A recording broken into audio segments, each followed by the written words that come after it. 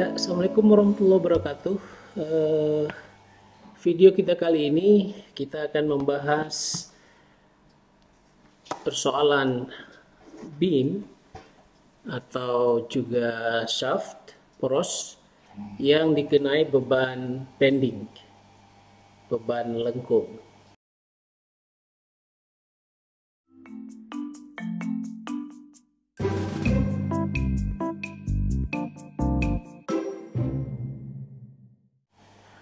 Di buku teks yang kita pakai, yaitu yang dikarang oleh Profesor Hibbeler, Mechanics of Materials, ini adalah edisi ke-10 Satuan SI Unit Global Edition.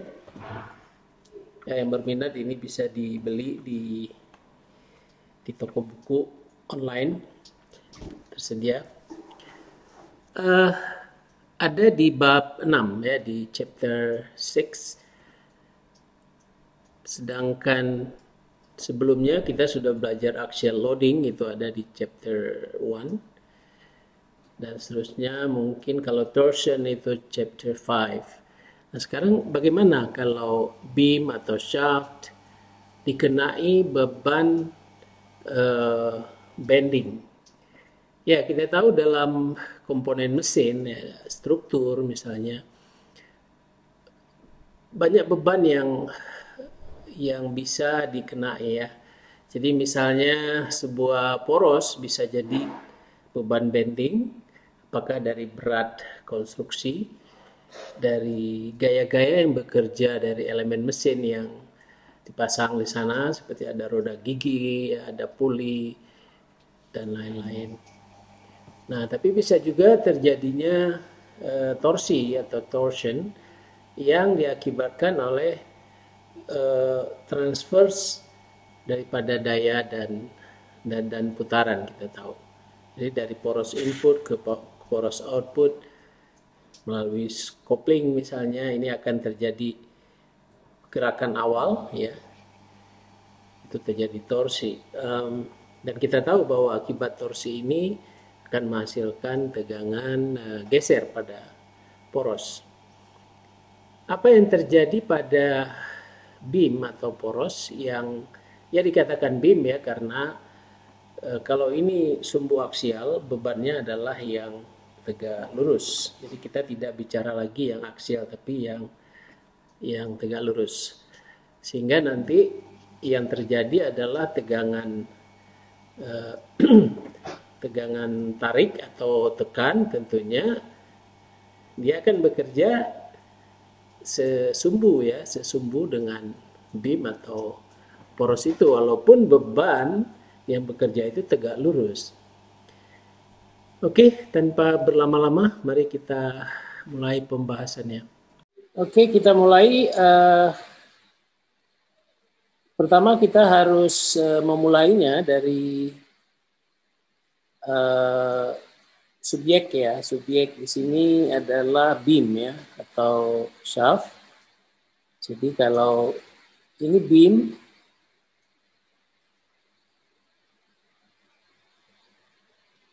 yang kita maksud di sini adalah beam yang masih lurus, straight. Kemudian dia simetri. Jadi kalau kita buat 3 dimensi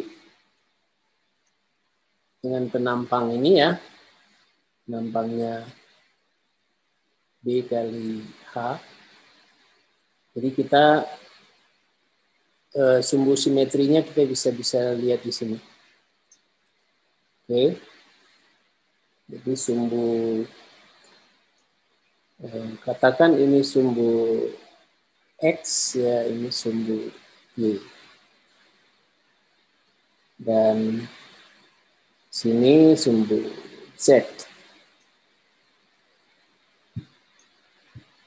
Ya, atau kita bisa melakukan dengan memakai aturan tangan kanan ya, di mana di sini adalah Z, sini X, dan sini Y. Tapi kita ingin jelaskan dulu di sini bahwa beam yang kita maksudkan di sini adalah beam yang lurus, yang simetrik. Apanya yang simetrik? Yaitu kita lihat salah satu adalah cross section ya. Kemudian dari sisi karakteristik sifat dari materialnya, yaitu homogeneous linear elastic materials. Jadi contohnya misalnya baja. Jadi baja, sebuah baja, ini baja tadi ya. Kalau saya katakan E 200 gigapascal, modulus of elasticity 200 gigapascal, itu artinya homogeneous di sini dalam arah manapun, dia tetap kita anggap 200 dan batasnya adalah linear elastik.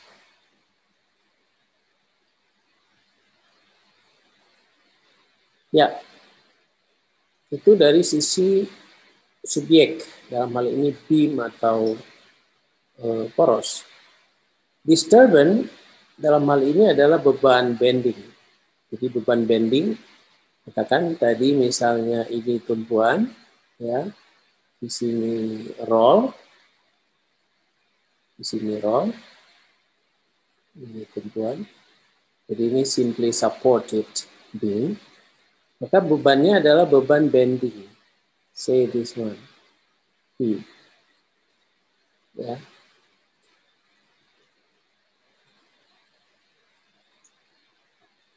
Jadi kita tidak bicara beban torsion atau axial loading. Jadi kita batasi pada bending. Baik, apa yang terjadi pada satu area tertentu? Kalau ini saya potong, kalau ini saya potong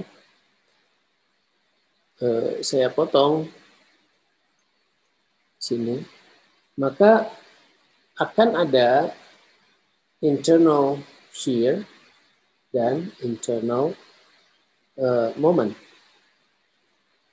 Ya, jadi kita akan tahu nanti internal shear dan internal moment at any point in the longitudinal axis dari beam itu.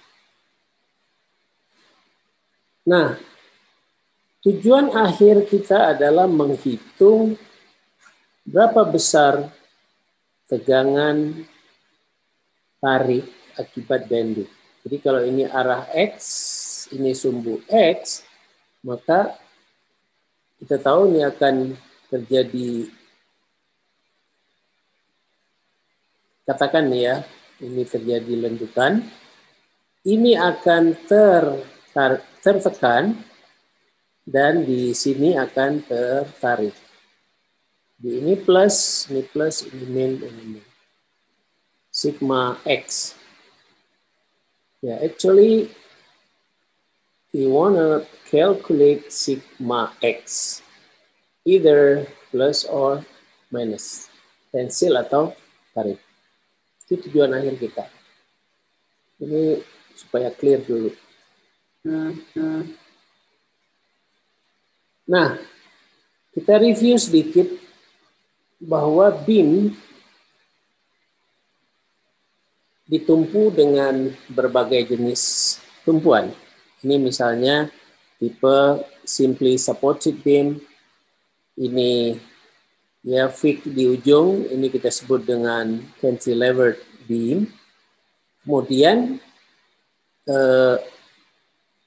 kalau tadi dari sini sampai sini itu simply supported, tetapi karena ada lebih, maka ini kita sebut overhanging beam.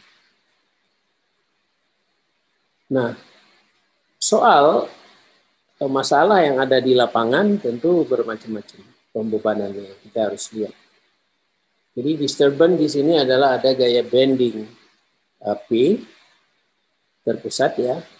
Kemudian ada distributed load yang dimulai dari 0 sampai dengan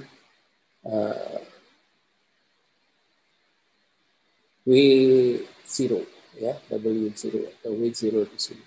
Berapapun besarnya di sini ya, di sini 0, jadi terdistribusi secara segitiga. Di sini kita lihat ada beam. Berarti ada dua jenis pembebanan. Nah, bisa juga pembebanan momen ya, momen langsung katakan ada di C ini ada momen. Silakan aja ada momen luar ya dari di titik C. Tapi ini kita lihat di sini ada dua contoh. Nah, dalam menganalisa problem bendingnya di sini adalah dengan pertama sekali tentu kita harus mengetahui tadi ya pembebanan, jenis pembebanan. Yang kedua kita harus tahu jenis support. Di support di sini overhang, ya. Kemudian dari support ini kita akan tahu reaksi-reaksi yang akan bekerja pada tumpuan. Pada A seperti apa dan pada C itu ya berapa besarnya. Yang diakibatkan oleh beban W0 dan concentrated force P yang terjadi pada overhang beam. Caranya bagaimana? Nanti kita akan tinjau per bahagian. Nah, sekarang kita tentang arah ya. Jadi ini komitmen dulu kita tentang tanda. Kalau dia berbentuk distributed load,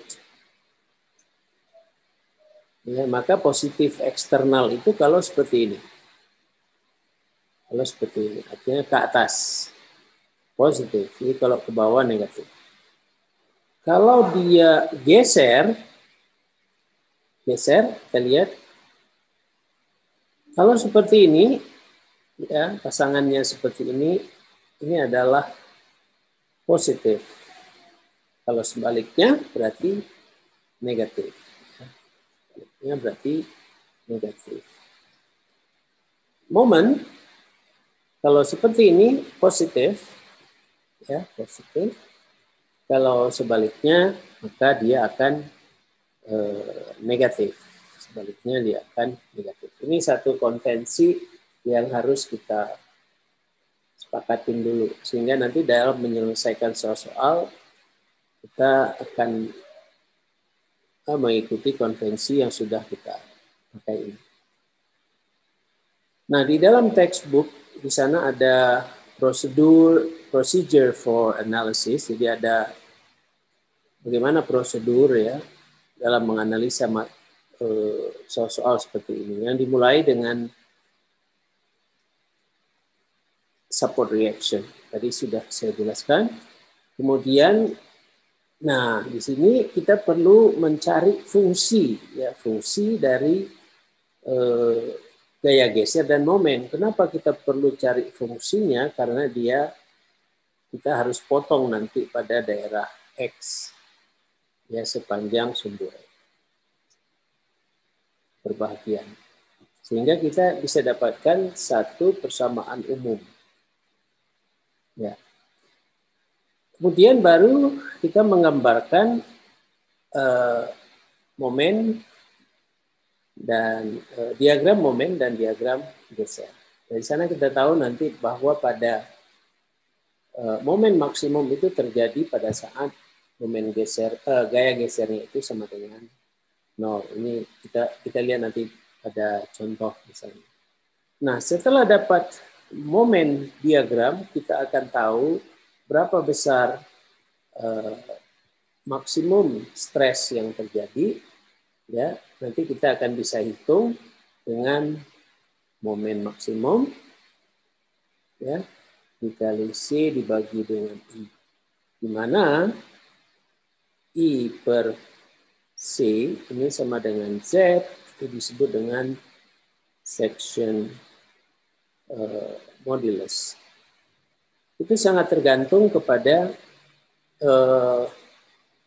geometri dari beam. Geometri dalam hal ini adalah bentuk penampang dari beam ya yang menerima beban tadi. Nah, jadi misalnya nanti kita lihat kalau dia penampangnya segi 4 seperti ini, ya, maka C-nya ini C minus, ya.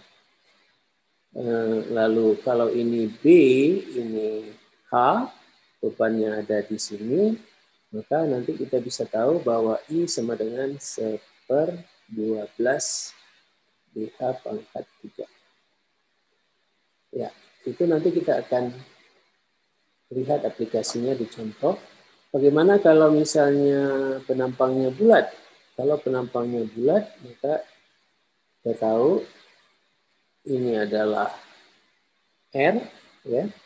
Jadi C-nya sama dengan R itu setengah D, setengah diameter, maka I adalah V per 64 D pangkat 4.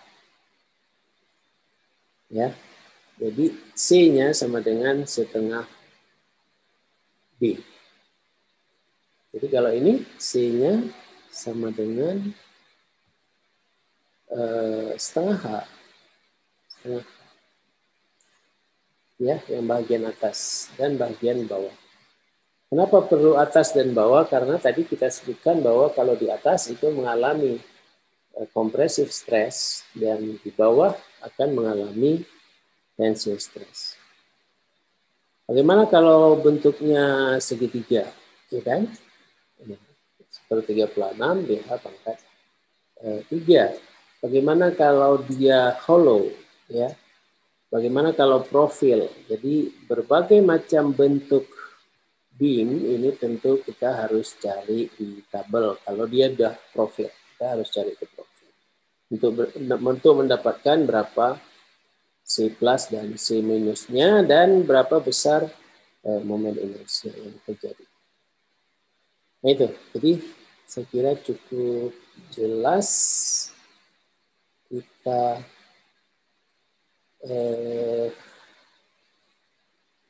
ya kalau ada pertanyaan ya dari mahasiswa yang ingin bertanya, silakan masukkan ke kolom komentar atau DM saya di Instagram. Instagram ada di sini, ya, ada di layar. Oke, sekarang kita lihat contoh soal sebagai berikut. Nih, jadi bebannya sederhana saja. Ini saya ambil dari contoh soal 61 di buku teks. Tetapi saya gabungkan perhitungan tegangannya. Ya, jadi saya menghubungkan subbab 61, 62, dan 63 sekaligus. Baik, apa yang kita lihat di sini? Yang pertama adalah ada beam di sini, ada beam. Kenapa dikatakan beam? Tadi dia lurus, kemudian apa? Bebannya adalah tegak lurus pada sumbu longitudinal. Jadi kalau ini sumbu X, ya, maka dia tegak lurus pada sumbu X. Jenis pembebanannya adalah distributed load. Ya. Ini simply supported beam. Kenapa? Karena di sini kita pasang pin fix dan di sini kita pasang roll. Jadi kita lihat bahwa akan ada perpindahan ke arah X, tetapi tidak ada perpindahan ke arah di tumpuan A tidak ada perpindahan ke arah X, ya. Di B ada, karena kita pasang roll. Tentu karena ada beban ini, maka di dua tumpuan ini akan terjadi reaksi. Reaksi di A, katakan AY, reaksi di B, saya sebutkan BY. Ini dua-duanya adalah vektor. Nah, di B tentu ada BX, tapi sepertinya kita tidak menggunakan ini hari ini di sini. Baik, bagaimana cara mendapatkan AY dan BY? Kita masukkan dalam persamaan sigma FY, sama dengan 0, di mana kalau arahnya ke atas itu positif. Jadi kita tahu bahwa ada AY, kemudian positif ya, kemudian 12 kilonewton ini dari mana?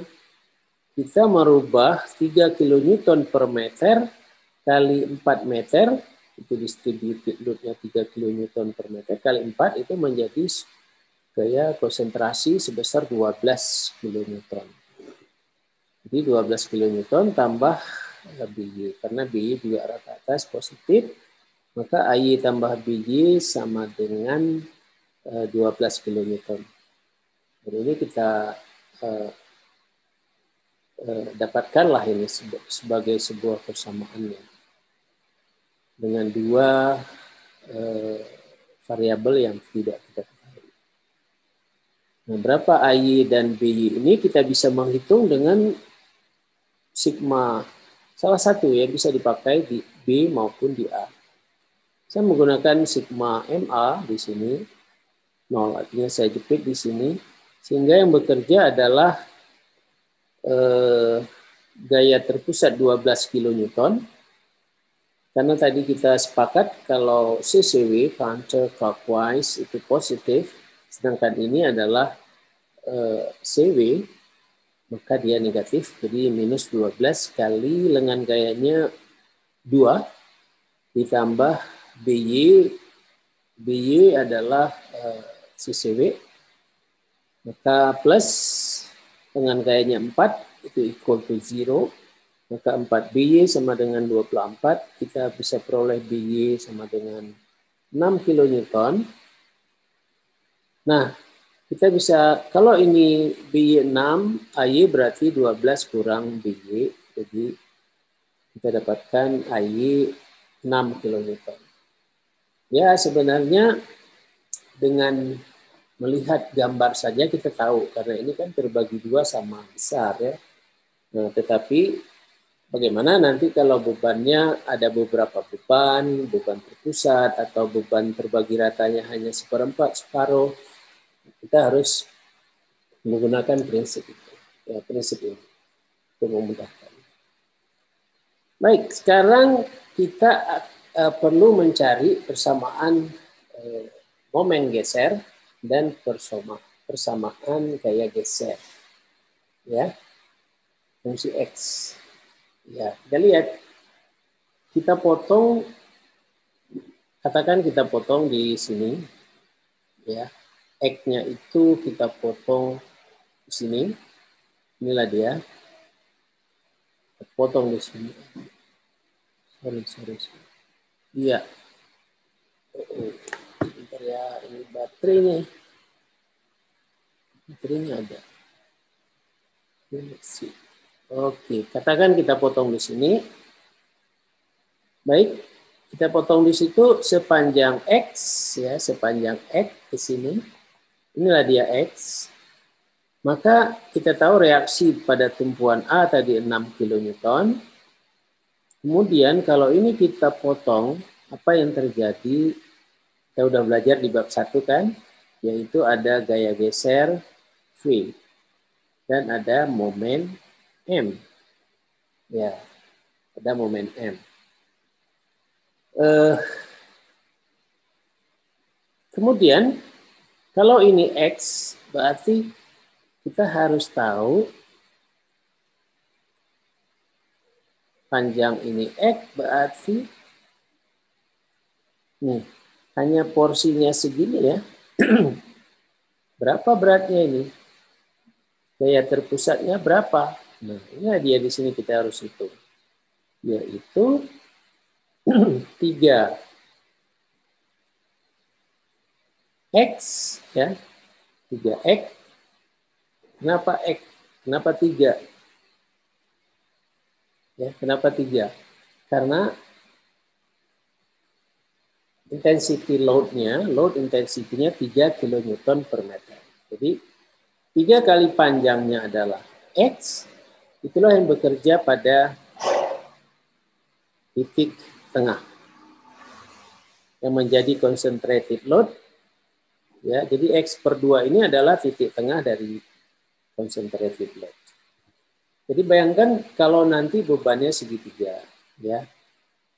Bagaimana kalau bebannya barangkali beda?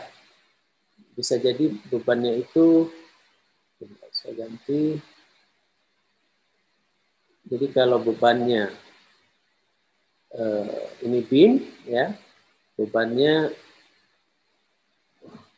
nih, tapi ada tambahan lagi di sini, ya. Jadi berbagai pembebanan kita bisa buat, tapi tentu kita motongnya nggak bisa sekaligus, harus 2 kali. Ya. Jadi kita mulai X di sini, X tetap kita mulai di sini, bergerak nanti ke sini dan seterusnya. Ya, jadi kita membuat persamaan kesetimbangan lagi, sigma FY sama dengan 0, di mana yang ke atas itu plus, maka kita tahu bahwa 6 kurang 3X, ya, ini 6 kurang 3X, kemudian V juga ke bawah, jadi minus V sama dengan 0, jadi V sama dengan 6 kurang 3X. Jadi katakan ini persamaan 1. Persamaan 1.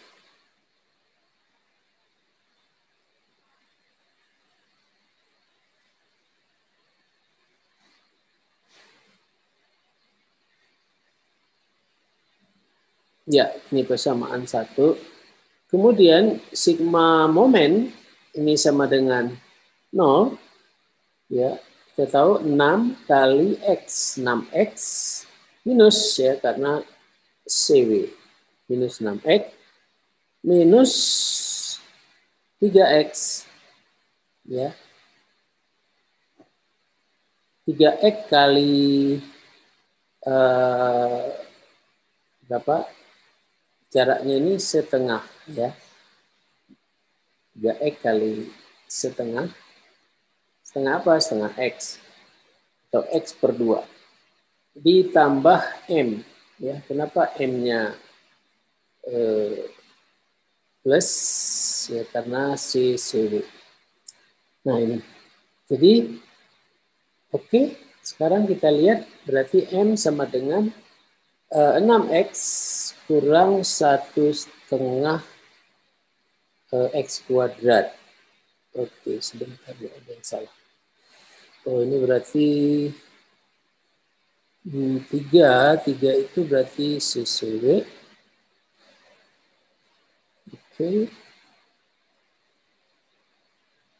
Nanti ini plus sama dengan 0. Berarti minus M sama dengan minus 6X. Ya, M sama dengan 6X minus 3 kali setengah, 1/2 X kuadrat. Ya, this is right. Nah, sekarang kita gambar diagram gaya geser. Diagram gaya geser V dan momen lengkung M. Ya. Kita gunakan persamaan 1. Persamaan 1-nya adalah V sama dengan 6 kurang 3X. Kita masukkan untuk X sama dengan 0, berarti V sama dengan 6. Kita coba X sama dengan 2, V sama dengan 0. X sama dengan 4, V sama dengan minus 6. Ya, kita masukkan di sini. Maka kita bisa dapatkan gambar ini. Jadi ini saya mengambil dari buku teksnya. Jadi maksimum ada 6, minimum ada minus 6, dan 0 ada di tengah-tengah. Nah, kita akan lihat untuk persamaan momen M sama dengan 6X kurang 1,5 X kuadrat. Ya, ini 1,5 X kuadrat. Maka dengan cara yang sama, untuk X sama dengan 0, M sama dengan 0. Untuk X sama dengan 2, tinggal masukkan saja, jadi dapat M sama dengan 6 kN. Untuk X sama dengan 4, M sama dengan 0. Jadi kita lihat 0, 6, 0. Ya. Persoalannya kenapa ini dalam bentuk kurva karena persamaan pangkat 2. Ya, karena persamaan pangkat 2. Jadi kita tahu bahwa ini adalah curve. Baik. Selesai ya. Selesai kita menggambarkan diagram geser dan diagram bending. Apa pelajaran yang bisa kita ambil dari sini? Ada dua. Yang pertama, bahwa momen itu maksimum itu akan kita butuhkan nanti untuk menghitung tegangan tarik maksimum ke arah sumbu longitudinal, yaitu sigma x. Baik pada top fiber maupun bottom fiber dari beam. Itu yang pertama. Jadi pada saat ini 0, ini maksimum. Itu satu. Lalu setelah dapat maksimum, kita bisa menghitung tegangan dengan menggunakan rumus flexural stress ya yang ada di bab 6 juga. Nah, tinggal sekarang kita bagaimana cara menghitungnya. Pertama, kita harus tahu geometri dari penampang. Katakan ya, supaya mudah, penampangnya adalah penampang segi 4. Lebar 200 mili dan tingginya 300. Jadi kalau seperti melihat buku ini, jadi ada bebannya dari sini. Lalu penampangnya ini, lihat penampangnya, ada B dan ada H. Ada B dan ada, oh ini tidak bisa kelihatan pas ya, karena saya memakai virtual background. Sehubungan dengan Dies Natalis, kita senang merayakan Dies Natalis Universitas Sumatera Utara. Kita gunakan virtual background untuk tutorial kita kali ini. Oke. Jadi ini H, ini B. Jadi berapa besar B-nya? B-nya adalah 200 dan tingginya 300. Untuk apa itu? Untuk pertama, untuk mencari berapa besar C. Nih, C. What is C? C itu jarak dari sini ke sini. C plus. Kemudian dari titik sumbu neutral ini ke bawah. Atau bottom fiber, ini top fiber dari beam. Nah, kita dapatkan setengah dari H, berarti setengah dari 300, berarti 150, berarti C sama dengan 0,15 meter. Bagaimana dengan I ya? Atau inersianya, momen inersianya. Itu karena penampangnya segi 4, berarti 1/12 BH pangkat 3. Jadi ini mungkin untuk memudahkan ya, kalau bisa jadi kan BH pangkat 3 atau B pangkat 3H. Jadi yang mana yang dipangkatkan 3, yaitu mana yang sejajar dengan beban. Ya, dalam hal ini karena H itu adalah searah dengan pembebanan, maka kita menggunakan 3H. Ini penjelasan mudahnya, tapi secara matematis itu bisa diturunkan, bisa dilihat di buku teks. Nah, setelah kita hitung, maka kita peroleh 5,625 kali 10 pangkat minus 5 meter pangkat 4. Satuannya adalah meter pangkat 4.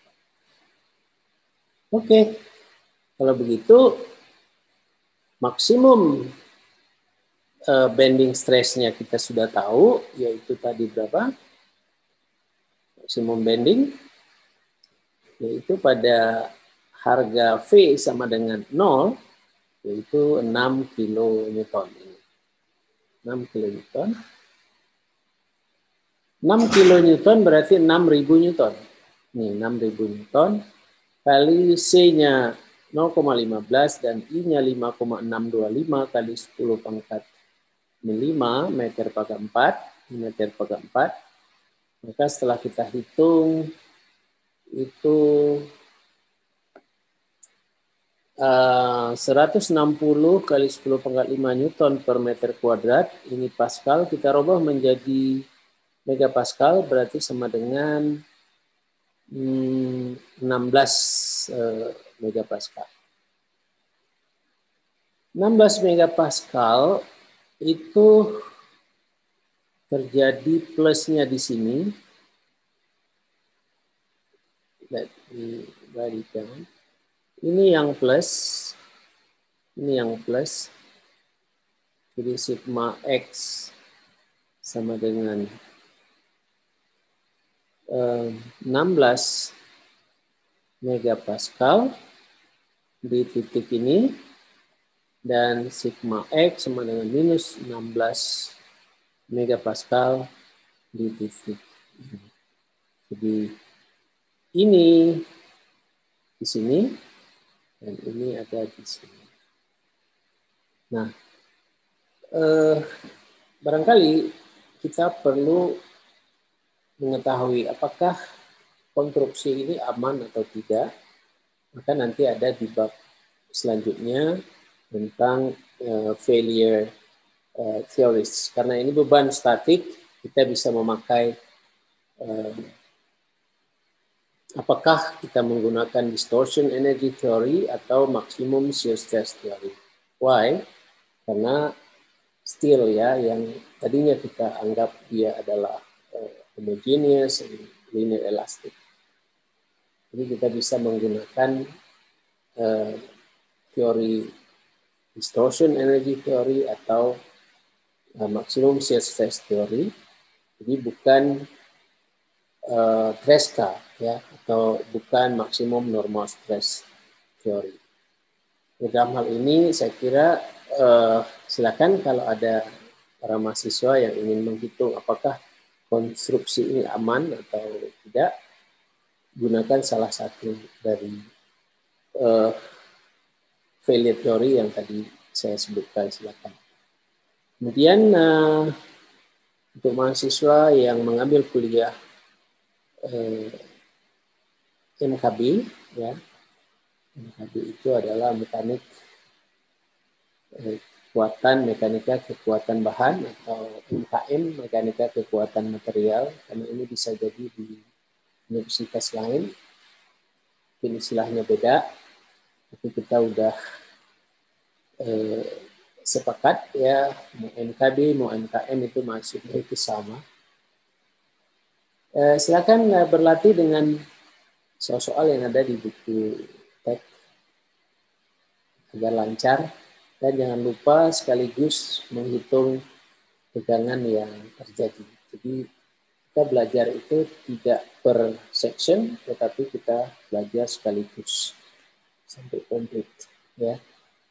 Nah, berikutnya nanti untuk bagaimana kalau bebannya tidak simetris ya, bagaimana kalau dia non homogeneous ya, bagaimana kalau materialnya brittle ya, kita akan bicara lagi pada session berikutnya. Saya stop share dulu.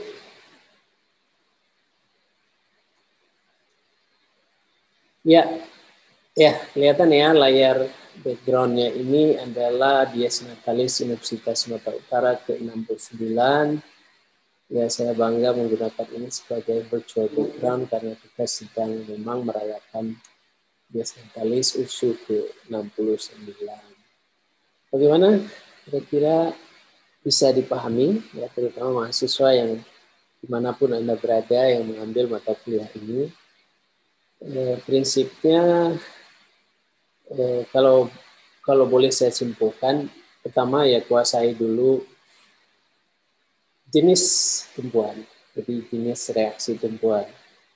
Apakah dia, lihat ya, apakah dia simply supported beam, apakah overhang, ya, dan barangkali atau yang ditumpu di salah satu, dijepit di salah satu ujungnya, ya. Oke. Nah, yang kedua adalah bagaimana bentuk pembebanannya. Ya, dalam hal ini kita pembebanan adalah bending. Memang bending, tetapi ada dua kan, ada concentrated force, gaya terkonsentrasi, dan ada distributed forces, terdistribusi. Jadi di sini bagaimana nanti menghitung gaya reaksi yang terjadi pada tumpuan dengan menggunakan persamaan gaya sama dengan 0 dan persamaan timbangan momen sama dengan 0. Nah, setelah dapat itu tentu Anda bisa menggambarkan FBD, yaitu Free Body Diagram. Nah, dari sana langkah berikutnya adalah untuk bisa kita menggambarkan diagram geser dan diagram momen, maka kita perlu mencari persamaan gaya geser dan momen. Kalau gaya geser tentu pangkat 1, X pangkat 1, dan kalau gaya geser tentu X pangkat 2. Tergantung arah pembebanan. Nah, setelah dapat itu, maka kita bisa menggambarkan dan langsung kita tahu bahwa pada geser yang minimum, apalagi 0 ya, di situ akan terjadi tegangan geser yang maksimum. Tapi begitu pun lihat lagi nanti, cek dari diagram yang didapat. Nah, setelah dapat momen maksimum, maka kita bisa menghitung. Itu tugas terakhir adalah menghitung berapa besar tegangan, baik itu tarik atau tekan,